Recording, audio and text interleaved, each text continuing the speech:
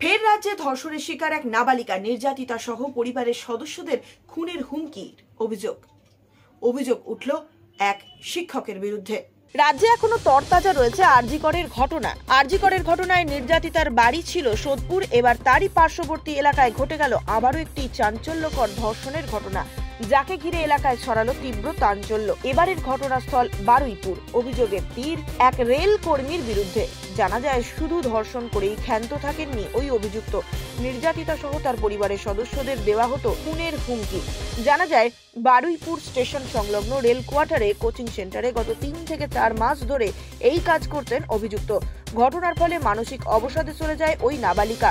পরবর্তী সময়ে মানসিক স্বাস্থ্য কেন্দ্রে নিয়ে গেলে চিকিৎসা করানো হয়। সুস্থ হবার পর পরিবারকে এসে সমস্তটা জানায়। এরপরেই বারুইপুর থানায় অভিযোগ জানায় নির্যাতিতার পরিবার। নির্যাতিতার পরিবারে এও অভিযোগ কোচিং সেন্টারে অন্য মেয়েদের সঙ্গেও এমনই করত ওই অভিযুক্ত। অভিযোগের ভিত্তিতে পুলিশ অভিযুক্তকে গ্রেপ্তার করেছে। পুলিশ জানিয়েছে ধৃতের নাম বিশ্বনাথ সর্দার। আমার মেয়ে গত 3-4 মাস ওনার কাছে পড়ছে, খুব মেয়ের মতো ভালোবাসতো, শ্রদ্ধা করতো, এমনকি মেয়ের জন্মদিনেও গেছিলো, বলছে আমার মেয়ে নেই তো মেয়ের মতো ভালোবাসি।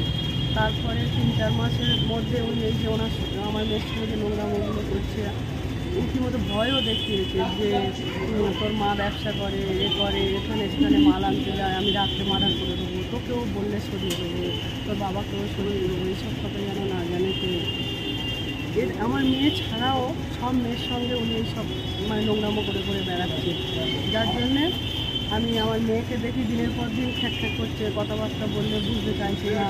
তারপরে আমি জিজ্ঞেস করলাম, মেয়েকে অন্তরায় কাউন্সিলিং করালাম। তারপরে বলছে মা আমি অনেক ভুল করে ফেলেছি, তুমি কি এর সংশোধন করতে পারবে? তখন বললো স্যার আমার এই করেছে, তুমি যা ব্যবস্থা ওনাকে ছেড়ো না, যা ব্যবস্থা নেওয়ার তুমি করো। আমি চাই ওই কোচিং ওনার দুটো কোচিং আছে সিল হয়ে যাক, কারণ আমি চাই না যে আমার মেয়ের মতো অন্য কারোর মেয়ের ক্ষতি হোক। আমি এটা কখনোই মা হয়ে চাইবো না যে অন্য মেয়ের এরকম সর্বনষ্ট থাকে।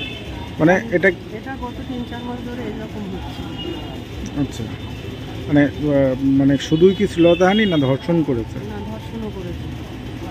মেয়ে তো ভয়ে রীতিমতো বলতেই চাইছিল না। তারপরে বলার পরে রীতিমতো আমরা চাপ দিলে তখন বলছে মা আমার ফোনে ফেসবুকে করে সব লক করে বললো পাসওয়ার্ড মেরে উড়িয়ে দাও সব কিছু, রীতিমতো ভয় দেখিয়েছে।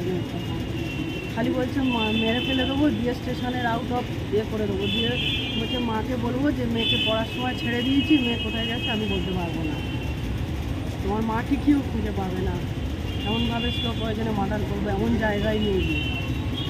মানে এই খুনের হুমকিটা কাকে দিকে, ওকে না আপনাদের? দিয়েছে, প্লাস বলেছে তোমার বাবা মাকেও সরিয়ে দেবো, তোমার মা কোথায় বিজনেস করে, কী করে, বাবা কখন অফিস থেকে ফেরেন আমি তো সব জানি, আমি সরিয়ে দেবো এই বলেই। আপনি এখন কি চাইছেন? এখন আমি চাইছি দুটো কোচিং বন্ধ হয়ে যাক, প্লাস ও এখন ভালোভাবেই ওর উপযুক্ত শাস্তি হোক, আর ও যেন বেরিয়ে আর কারোর কোনো মেয়ের দিকে চোখ তুলে না তাকায় বা ক্ষতি করে। আমি এটাই চাইছি, কারণ উনিও সন্তানের বাবা, দুটো সন্তান আছে ওনার, তার সত্ত্বেও উনি আমার মেয়ের সঙ্গে খারাপ কাজগুলো করেছে, আচরণ। যে কোনো খবরের জন্য যোগাযোগ করুন 7099017330 এবং 7099017110 নম্বরে।